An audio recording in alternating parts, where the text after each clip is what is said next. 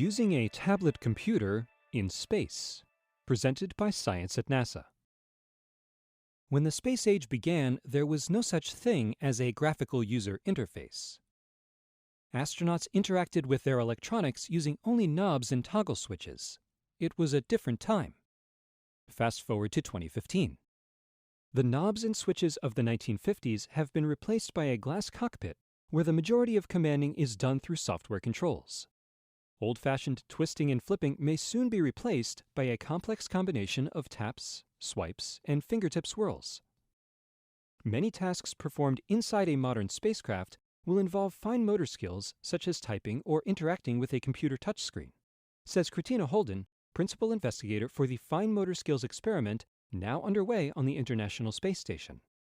In the future, astronauts will use portable computers for many tasks, including maintenance, training, medical treatment, science, timelining, and scheduling.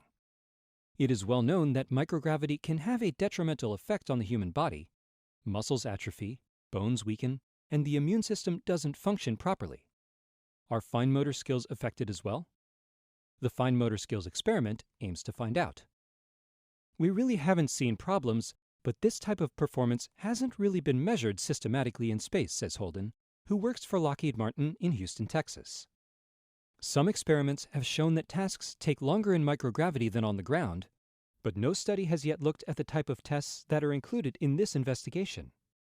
The Fine Motor Skills experiment studies the effects of long-duration microgravity on the type of fine motor task performance required to interact with computer-based devices, such as tablet computers with touchscreens.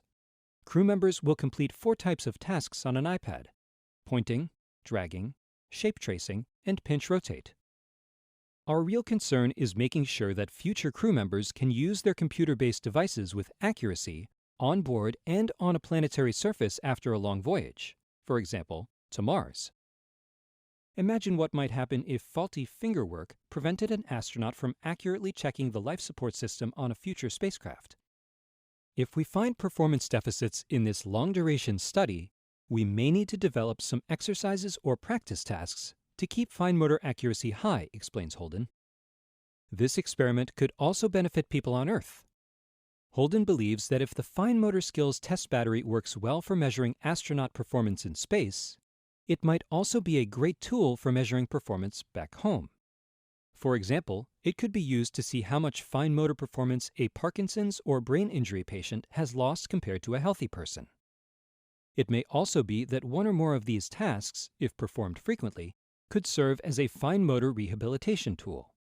The team was recently contacted by a university occupational therapy department interested in working together to develop some of these ideas.